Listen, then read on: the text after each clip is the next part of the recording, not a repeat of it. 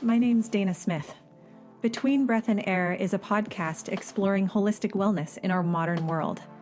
I've been exploring the intersections of physical and mental health, creativity, spirituality, and social responsibility in the realms of wellness for the past decade of my dual careers as a massage therapist and life coach. And this podcast is an extension of that exploration. Join me and my guests as we look closely at the many facets of embodying whole human wellness in this achingly complex world. On today's episode, I'm pleased to share a conversation with Tami Amit. She's a psychotherapist, hypnotherapist, and EMDR practitioner who's been helping people for 22 years release unconscious blocks that prevent them from living their purpose and sharing their gifts with the world.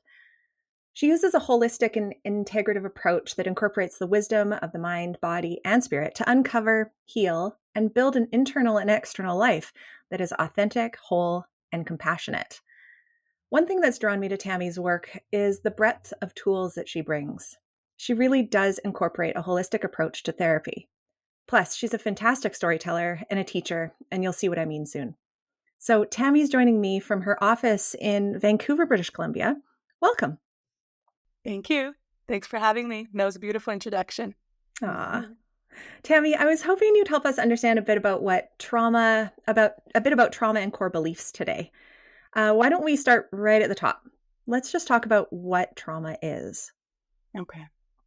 So trauma, a lot of people think that trauma is the event that happens to us. And a lot of people think that it's just these big events like abuse or living through war or things like that, or big accident.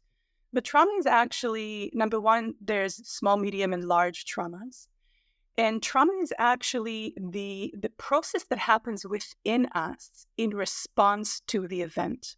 And so when an event happens and we perceive the event to be overwhelming, whereas it throws us pushes us out of our window of tolerance, and we perceive ourselves to be alone with our feelings, with our big feelings. And, we can be in a room full of people and still feel alone, right? So when we experience an event to be overwhelming to our system and we feel alone with it, then what happens inside our mind is that our prefrontal cortex, the part of our brain that is in the front of our head, behind our forehead, goes offline.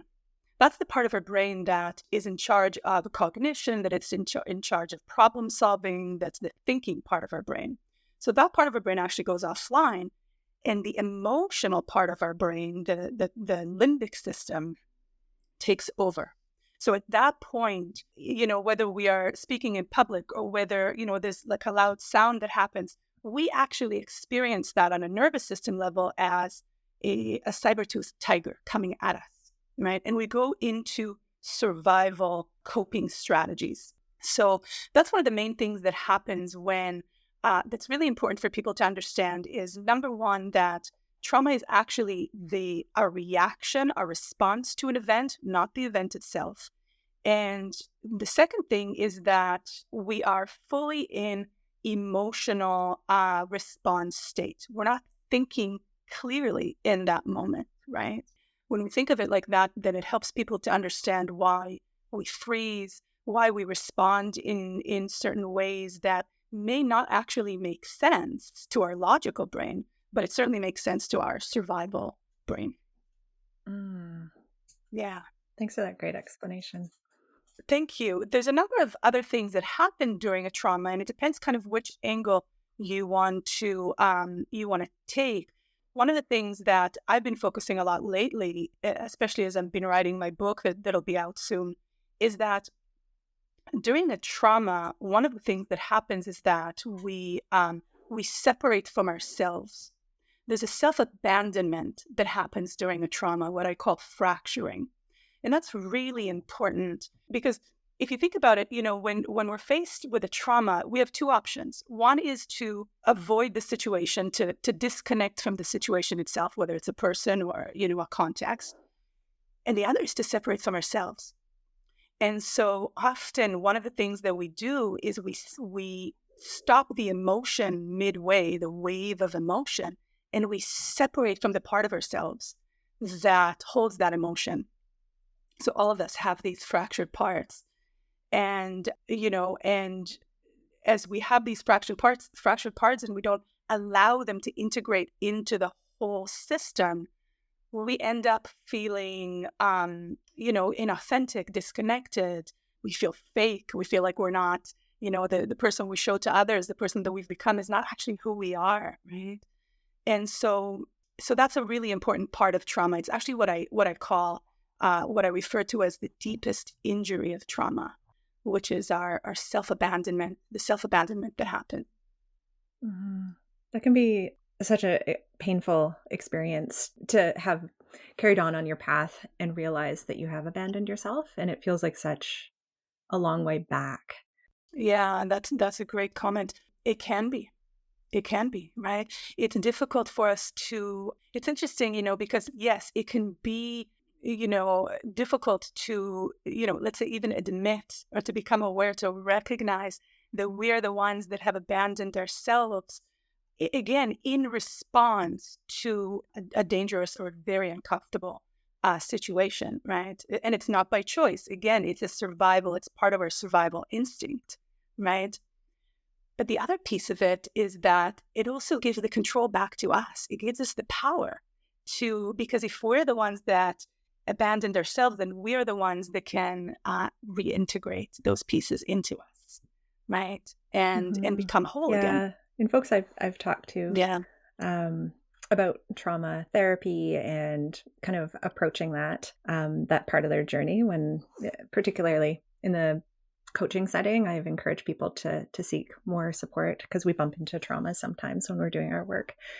And when I start to notice that, we're not making progress, or they're recoiling, or they're having, nervous system reactions that don't really make sense given the context that we're in, I've definitely encouraged folks to seek some support outside of what I can offer so that they can get back to that wholeness that you described. But a lot of people have a lot of apprehension about walking up to, and I'm air quoting now, trauma, because it seems so big and scary. It seems like you have to go and look it in the face and unpack it all and relive all of those things. And the work that I've done with trauma has been very gentle, actually, and the folks that I've worked with on my own journey, we didn't have to unpack it all. We didn't have to go and stick our head in that garbage can. And what I discovered on the way is that it's really about learning how to regulate my nervous systems in the face of these stimulants, if you will, these traumas, right?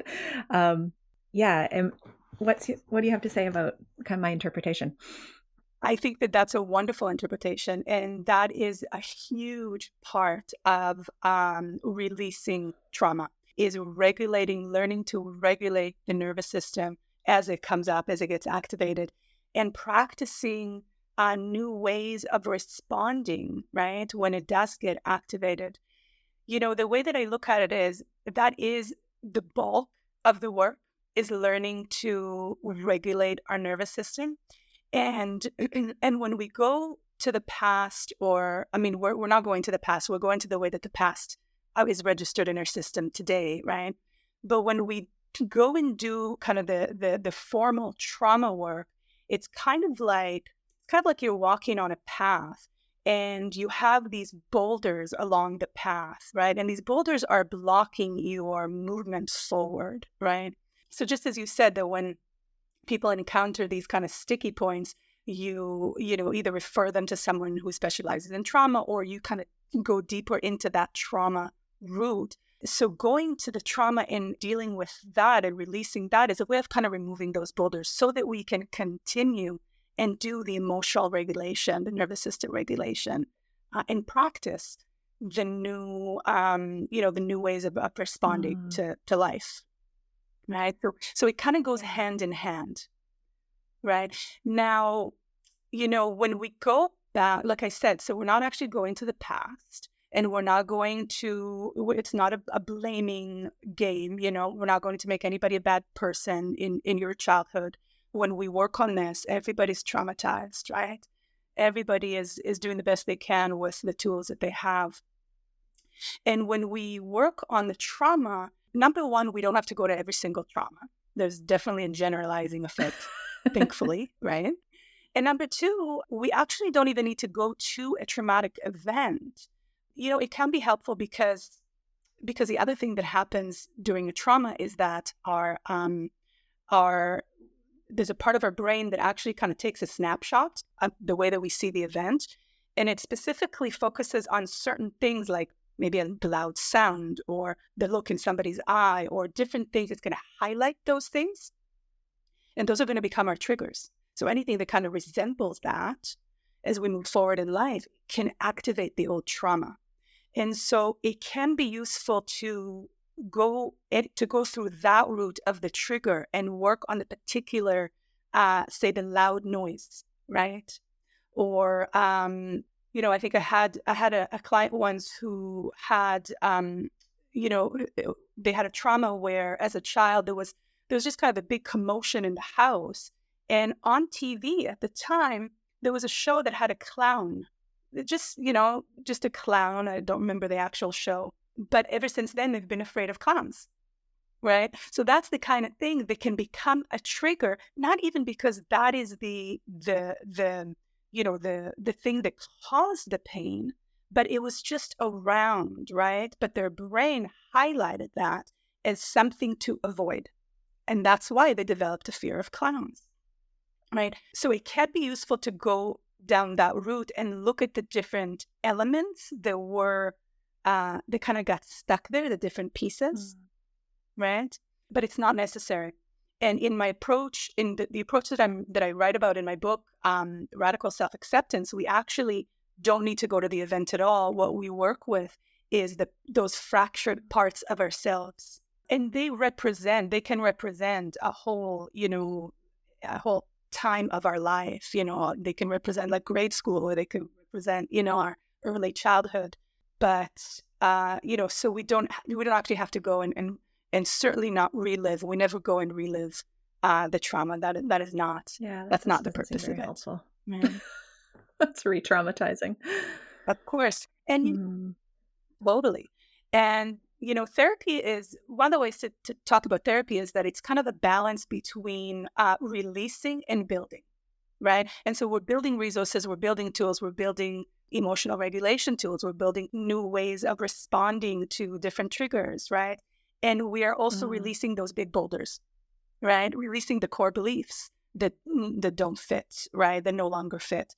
So even if we do go back and work on a particular trauma, we don't do it without having first built new skills. That's beautiful. Right? A couple of things popped into my mind when you were speaking. Just the way that you were describing something, I was like, oh, it sounds like a software update. It's like because your body's reacting to something that happened in the past, in the present time, and it just needs that software update. Yeah. Sounds not very human Absolutely. or like person-centric, but but you know what? It's very brain.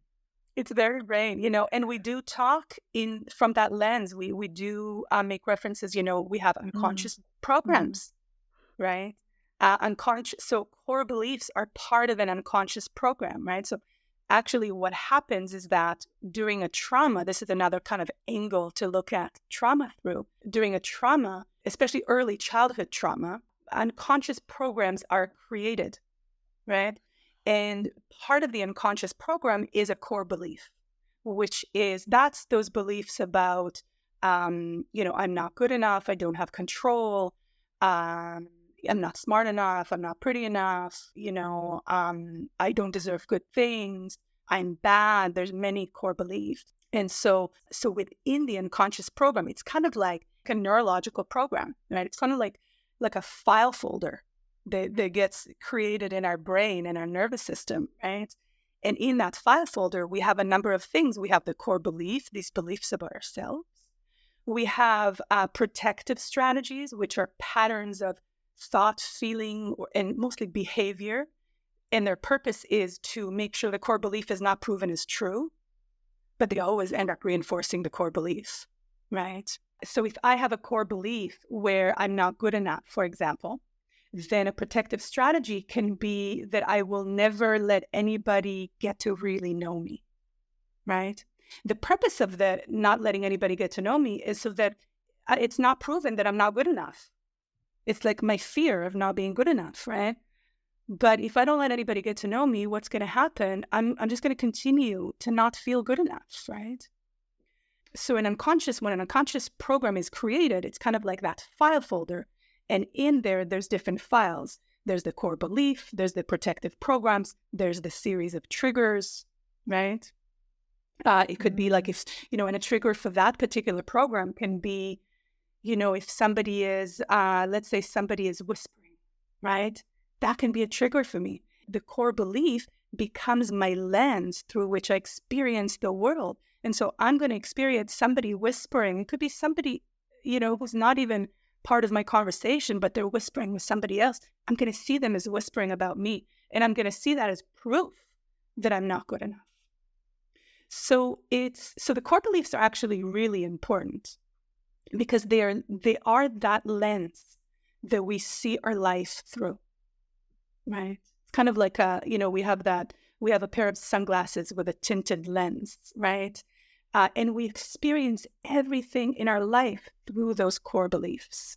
I'm so glad you touched on the subconscious or the unconscious, because I was going there in my next my questioning, because I was wondering, I'm like, well, it seems like trauma is rooted in unconsciousness, and that it's operating in a way that we're unaware of. And is that true for core beliefs too, that they're buried? Yeah. So the conscious versus subconscious, it's not black and white. It's a continuum, right? That's the way I kind of like to look at it.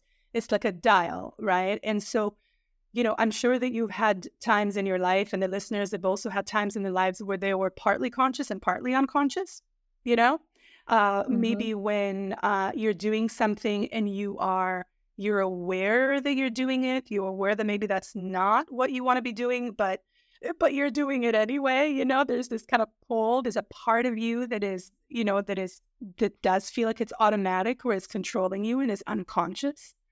So, yes, so definitely, trauma response is in the unconscious. Core beliefs are in the unconscious, but they can also be conscious, right? So a lot of times, when I work with people and we get to their core belief, most often there's like, oh yeah, for sure, I know that, right? But it's like, I like to kind of call it ahas and oh yeahs. It's like we know something and then we really know it, and then we really, really know it, and then we kind of forget it, and then we know it again, Oh, I know that feeling. Yeah. Yeah. So yes, it is. I would say it is very much in the subconscious. And, as Carl Jung said, it's about bringing it from the subconscious to the conscious, right? That's the key of it. That's when we get the choice. That's when, that's not exactly what Carl Jung said, but along those lines, right? I can't remember the exact quote in the moment. But, so it's really about bringing the subconscious to the conscious. That's what gives us the choice. That's what gives us our power back. And that's a huge part of therapy. Yeah. Yeah. Some of the core beliefs that you stated reminded me of affirmations I've seen and heard people use. What do you know about affirmations and their effects? I love affirmations. I use them often. So affirmations are really interesting. They're very powerful, but there's 3 levels to affirmations. So the first one is on the thought level, so I can say to myself, I deserve love. I deserve love to come to me. But if I don't actually believe that, if it's just, just on the verbal or just on the thought level, it's not going to do a whole lot. And then there's this feeling. There's the feeling level. So if I can say those things and really feel that deserving, right? That's going to be a lot more powerful. That's kind of that gives us the juice, right? We're kind of emotion addicts, right? That really creates the new wiring. The emotions create the new wiring in our brain. And then the third level is the belief level. And the belief level is really, it's kind of like the background. It's sort of like, it's like the thoughts and the feelings, but it's there all the time, right? So that's actually the deepest level of affirmation. So when I can get to the when I can truly believe that I deserve that, that's when things are going to change. Right? So I use affirmations in my practice, but I would never start with affirmation. I would never say, if somebody comes with something they're struggling with, I would never recommend that they, just go and say affirmations. That piece would only be added once we've done the releasing work, releasing those boulders, so there can be more integration of that belief. So we can really kind of hit on that belief level and the feeling level where they get a chance to really feel what it's like, right? For them, for example, to deserve good things, right? And then they can add the actual affirmations.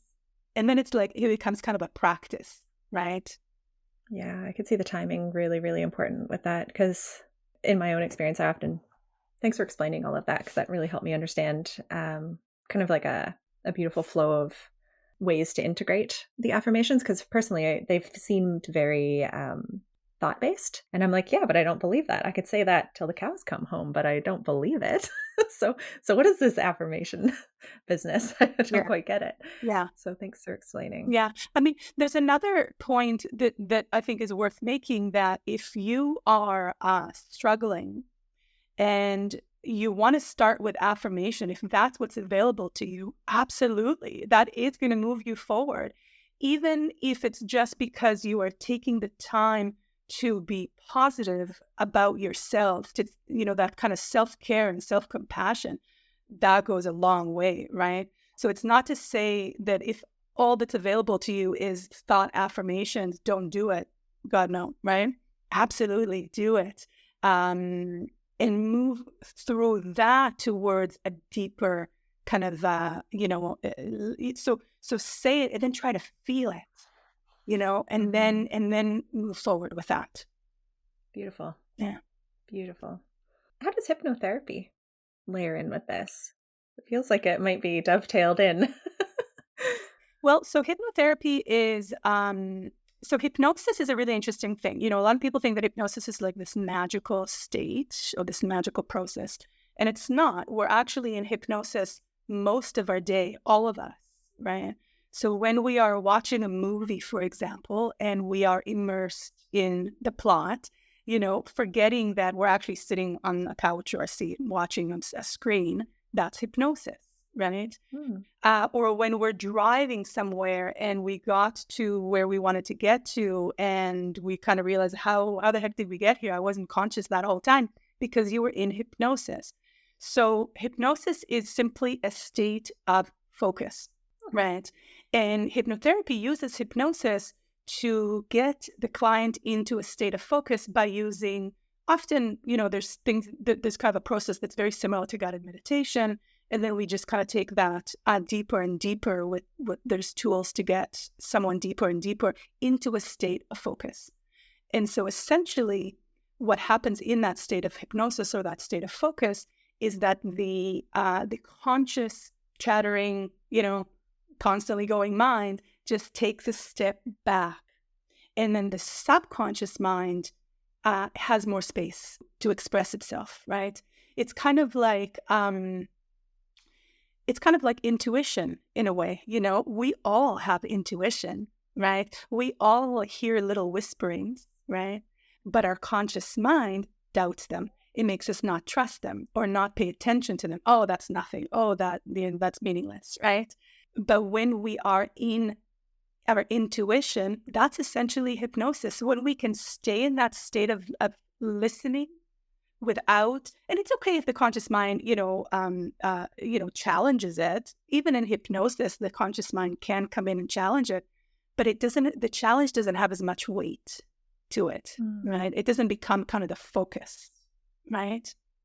So essentially hypnosis is it's a way of getting into a state of focus. And while in that state of focus, you can do different things. Like you can access different things. You can access your higher self that, again, is always available to you, but the conscious mind gets in the way. You can access even past lives. You can access the collective unconscious. You can access your childhood. You can access memories from being in the womb, which does happen. And I have worked with a lot of people on memories in the womb. So it gives us access to our power. It's like a whole new playground. How fantastic. Oh, I know.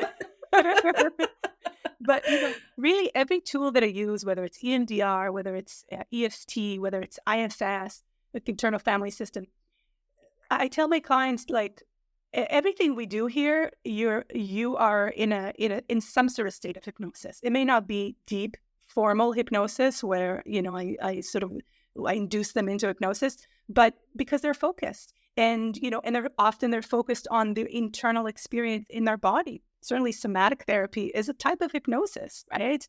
Because you're focusing on something and disregarding other things. You're not allowing other things to distract you. That's essentially hypnosis. And yes, it is a great playground to play in. Hypnosis, I'd say, has kind of a funny reputation, I think, in the world. It's probably been misrepresented, and we've seen, I don't know, performances of The Watch, right? Yeah, The Watch, exactly. Or people on a stage inviting people up for these absolutely hypnotic displays. So the interesting thing about stage hypnosis that I often tell people is that stage hypnotists, they have many great skills, but one of their great skill is because they start with a whole bunch of people and then they narrow it down, right? And then they're left with like 10 or 15 people. And the people that they're left with are the people who want to cluck like a chicken, right? So the part of their skill is to be able to know and, to see who is going to follow the instructions and who wants to release that control in a way, right? Because in hypnosis, you can never make anybody do what they don't want to do. So the people up on stage want to do that. They're opening the door to that, right? If you're not opening the door to that, I would never open the door to that, my personal self. But if you're not opening the door to that, nobody can make you do that. Hypnosis can never make you do something that you're not comfortable in doing, that you don't want to be doing. That's fantastic to know. Yeah. I'm sure that's probably helpful for somebody to hear today. Yeah, sure. Because one of the concerns that people come with, often people are very intrigued by hypnosis, but one of the concerns is often that is a fear of losing control. But you never lose control in hypnosis. And I often tell people, even during, kind of a lengthy, a full session of hypnosis, if you need to go to the bathroom, absolutely go to the bathroom. Just walk slowly because you're still going to be kind of in this trance state, but absolutely go to the bathroom. And you're always going to remember what happens, So you are in complete control of the program.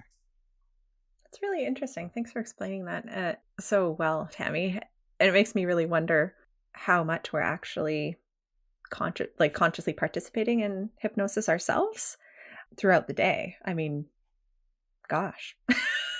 I have a pretty steady meditation practice where I feel pretty altered often when I'm in that deep state, but I never looked at it through the lens of it being in a hypnosis state. Well, see, that's really interesting because I would actually say the opposite. I would say that that's one of the only times in the day that you're not in hypnosis. Oh, right. So when you are present, then you are more conscious, right? But when you kind of lose, it's like when we're in automatic, right? Then we're focusing on something else, right? Okay. Kind of an interesting, you could look at it both ways. I suppose what type of meditation you're doing too could alter your experience too. It depends. There's a few different ways to sit silently in meditation. Yeah. Interesting. That's an interesting point, actually. I'm going to think more about that. Yeah. Just because my meditation practice is very lively. It is not just trying to not have intrusive thoughts. I'm doing all sorts of things, kind of off in the astral and doing things, healing things. And it's very visual and very active. So it doesn't... Beautiful. sometimes doesn't feel very present because I feel like I'm spanning timelines sometimes, if you will. So, Beautiful. I love that. Yeah. I'm gonna keep learning about hypnosis and how it intercorrelates with what I'm experiencing. So interesting. Yeah. And I think, You mentioned mhm, Go ahead. maybe just one more point, because I think that can be helpful for a lot of people, is that meditation does not have to be what we know as Zen meditation, right? Which is kind of the sitting and sort of being in nothing, right? Or even mindful meditation, where when we're allowing thoughts to just pass by, right? My meditation often as well is more active. It's more of an inquiry into my body, and often I go to inner child and in fractured parts and many different things. So I think it is important for people to know that meditation is not just one particular type of meditation, right? It could be walking meditation as well. You can adjust it to whatever it is that you need and you want, right? Whatever works for you. Absolutely. It's such another big playground to play on because it's one word to describe so many different types of practices. Yeah, and I think that that's so limiting because people are like, "Oh, I can't do that," right? Because I can't Mm-hmm. do that thing that I think is meditation, so I'm not even going to do that. I'm not going to close my eyes and just be in focus, right? Because Mm-hmm. I don't think that I can sit still. Well, you don't have to sit still, right? There's so many different ways of doing that. Like I get Yeah, bored pretty easily, so sitting still and just kind of being nothing. It can be helpful for sure, but it's not my go-to. yeah, we have to do what works. Because ultimately, I think we're all moving to that place in ourselves that's still where we're in touch with our higher selves on some level. All roads lead to that. There's just lots of ways to get there. Yeah. Don't give up if you've tried one form of meditation, and it's not for you. Find a new one, give it a try a couple times. And if you're still feeling like it's not for you, find a different modality because there are so many ways to sit quietly with yourself or walk quietly with yourself or be in sound bath or dance. Yeah. Absolutely. You mentioned earlier about hypnosis visiting past lives. Do you want to talk about that a little? Sure. So that's one of my favorite things to do is past life regression. I grew up, my mom was always into transpersonal psychology. And I grew up with, these books around and these shows around of, in the 70s and 80s, mostly the 80s. There was, baby in the 70s. Um, and I read them and I've always been so interested in them. And so I grew up with this idea of the soul's journey. So, and I'm just so incredibly thankful for that because that has been such a deep belief, not even a belief, a knowing, you know?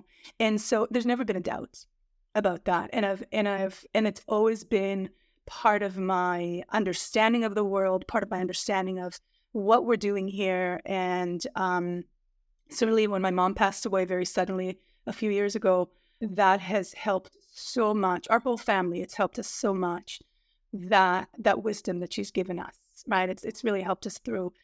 And so so we live many lives, right? We live many lives, and the purpose of living these lives, which is our choice to come back and reincarnate. There's so much we can say about that, right? So the purpose of living many lives is for us to have experiences, right? To experience the yin and the yang of life, to experience being the abuser and the abusee, to experience inflicting pain and receiving pain, These are all important lessons. And maybe one of the most important thing I can say about that is that understanding life from that lens of the soul's journey allows you to zoom out, especially in difficult times. It helps you zoom out and have a different understanding. The closer we are to the pain, the more like we dissect it and the more embedded we are in it, the more flooded we are by it. the harder it is to see what's actually going on. And so this gives you a way of zooming out completely, so that you're not only looking at this particular experience, and you're not only looking at this week in which this experience is happening, or this year, or even this lifetime. You're seeing it from the lens of multiple lives, right? And so, as we do that, it gives us more understanding of why pain is necessary sometimes, right? And why pain is not the end result, right? So I just find it so, so helpful. And in terms of, within the context of psychotherapy and how we use past life regression, we use it in the same way that I use it certainly there's some people that come for just to do past life regression for interest, right? Or, occasionally have people that come and they say, I want to see what life I had with my current partner, and just to see what some of the root system of that is, of our difficulties. But most often I use past life regression as a trauma release tool, right? And so trauma, we have childhood trauma. I would say the three biggest types of trauma, obviously we also have trauma throughout life, but the three most influential types of trauma that we go through is childhood trauma, because our brain is essentially in a state of hypnosis and we're absorbing information. We have very limited understanding of what's going on. And so everything goes through the filter of, what does it say about me? So we have childhood trauma, we have past life trauma, and we have intergenerational trauma or ancestral trauma. And those are the three parts of the root system that creates how we are going to experience our life currently, right? And so, for example, if I have a past life trauma of being persecuted, that and that has not been resolved yet, then that is going to play out in this current life.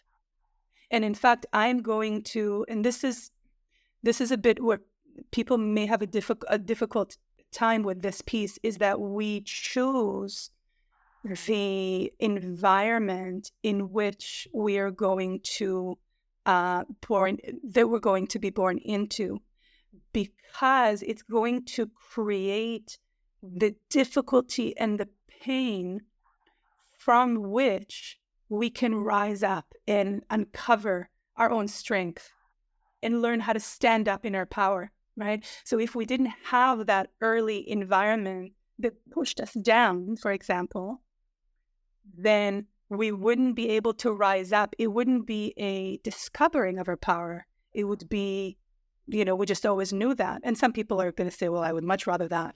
100%. But it would definitely be easier. But if the lesson that you chose for yourself is to discover your power, to learn your strength, you do need that difficult upbringing in order to go through that.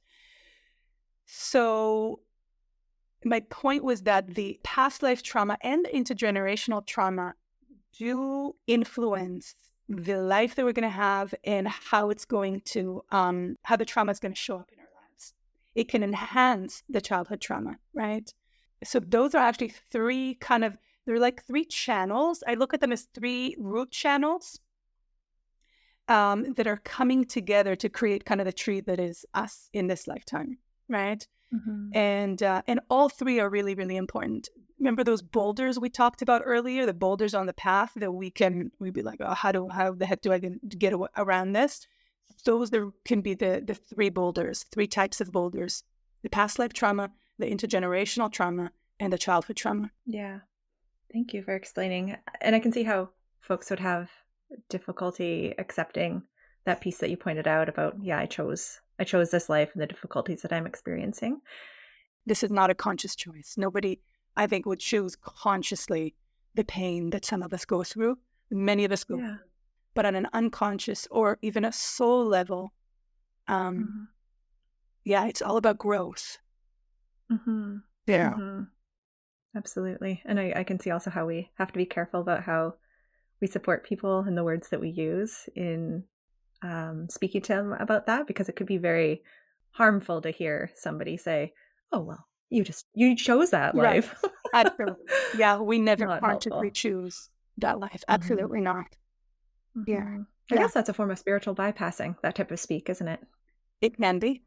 Yeah. Because it's not addressing the actual experience, right? It's just like, Mhm. oh, well, you know, it's almost like some people might even experience that as it's your fault, right? Which Mhm. it's certainly not. Nobody Mhm. deserves or chooses consciously to have any sort of pain. Yeah, absolutely. And I can see how you're looking at it through a completely different lens of evolution and growth and healing. Yes. Um, and that's just there's almost no room for that conversation the way that you're speaking about it. Yeah. Beautiful. Yeah. But often I would not start off with that conversation. No. Right. That's like many, many sessions down the road, right? Kind of like what we Yeah. talked about in terms of, um, kind of the process of when we use affirmations at the end, right? So that can come after we have given so much honor and so much space for the experience itself, Mhm. right? Once there's been release in that kind of detachment from that human physical experience of that, then we can add that other piece. If it fits, it doesn't always fit for people, and that's perfectly fine, right? Then we can possibly add that other piece of um, of that zoomed out part. Yeah. Mhm. Yeah. Yeah. There has to be a deep receptivity for the shifts to occur. Tricky thing is we can't force receptivity. Hey, like no matter how much pain we're in, how much we want Yeah. to change. And that's the difficult thing as a therapist. I've learned that over the years. It's funny. I remember when I first started after, graduated from grad school and first started the first year of my practice, I started having backaches and I couldn't figure out why until I looked at, sometimes when you're kind of just starting out, you take videos of yourself, of course, with permission from the client for supervision. And I noticed that my whole posture was forward moving, right? Like, so I was so forward, forwardly placed. And like, I just want to help you. I just want to help you. And so that was an interesting kind of somatic way of pulling myself back, but also emotionally and mentally, right? We cannot change someone else's experience as much as we want to, as much as we think we have the tools and we think we have the knowledge to help them. We cannot, So the learning is I think it's very much an honoring of their experience, Mhm. no matter what, no matter how much I want to help you, honoring your experience is the most important part, and you are on your journey, and there is no better or worse journey. You're just exactly where you need to be. I could just Mhm. hopefully be a little bit of a guide throughout that, but you're in control. There's a core pillar to the coach training that I participated in that I took really to heart. Like I've applied it to a lot of parts of my life because I found it so helpful. And when I start to feel like I'm doing what you were doing, like leaning really in and efforting so much to help someone, I come back to that pillar, which is everybody is naturally creative, resourceful, and whole. So when you stand in that belief that everybody is experiencing what they need to experience with what they have on hand, and you're here to witness and honor that with them, oh, it's just like you get to put the load down and you get to like trust them. And it also gives them back the opportunity to do it for themselves, right? Because it's not that helpful if we do it for other people. No, no. It disempowers. Yeah. Great. I love that. Yeah, there's just kind of like a, oh, okay, all right. Hmm. Kind of part to that. Yeah, it's not, and it also kind of, I think that a lot of people who become therapists and coaches are, they want to help and they're in that helper role, right? And so it really helps for our core beliefs, right? Mm. To not, because part of what comes with that is, what does it say about me if I can't help you? Right? They go hand in hand, right? If I'm this helper, if I'm in, if my identity revolves around being a helper, there's going to be a fear to that if I can't help you, if you're not going to be helped by me, if what I do is not actually helping, what does it say about me, right? And so it really helps to kind of to release some of that, right? No, it's not my responsibility to rescue you or help you, right? You have that ability, you have that I can help here and there with some tools, but you are the one who's in control of your experience.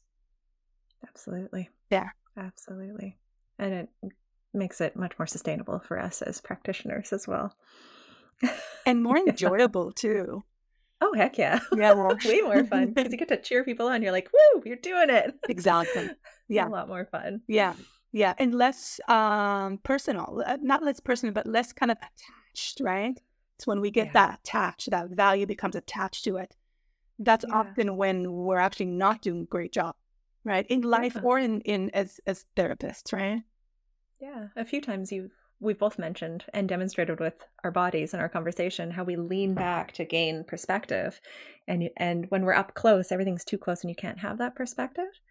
And so we're not as helpful. So here it shows up again, that spaciousness. Interesting. Well, Tami, you're brilliant. Thank you so much for all of this. How can we keep in touch? What are ways that people can loop in with you if they want to know more about you and your work and your offers? So my website, therapybeyondthecouch.com is a great place to start. Actually, on my website, I have, if people are interested, I have a core belief quiz that people can take and to find out we have a number of core beliefs. I like to say we have like 2 or 3 big ones and then a number of little ones. So you can take the quiz, it's totally free, and find out what your core belief is. And not just that, but you also get, I think it's like a 10-page PDF about your core belief and some of your protective strategies. And then there's also a tool on how to get started on releasing the core belief. So that's a really, really helpful thing. Thank you. So that's that. If people are interested in, I also have a dream journal if people are interested. And maybe we can do a whole other conversation about that, Yes, please. How to interpret your dreams and heal with your dreams. You can find that also on my website. It'll take you to Amazon. And then on my social media, on Instagram, Facebook, TikTok, it's all under Therapy Beyond the Couch. And I post your TikTok is so brilliant. I'll just interrupt you there. I see it on Instagram because I don't really use TikTok, but I know that's your root place.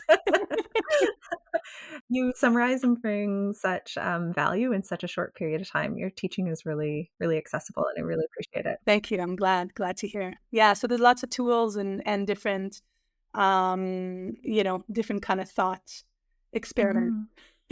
Fantastic. We'll definitely put the links to your website primarily in the show notes so folks can find you easily. And thank you so much for your time and your presence and all of what you bring, Tami. It's been such a delight to talk with you today. My pleasure. It's been fun. Thank you.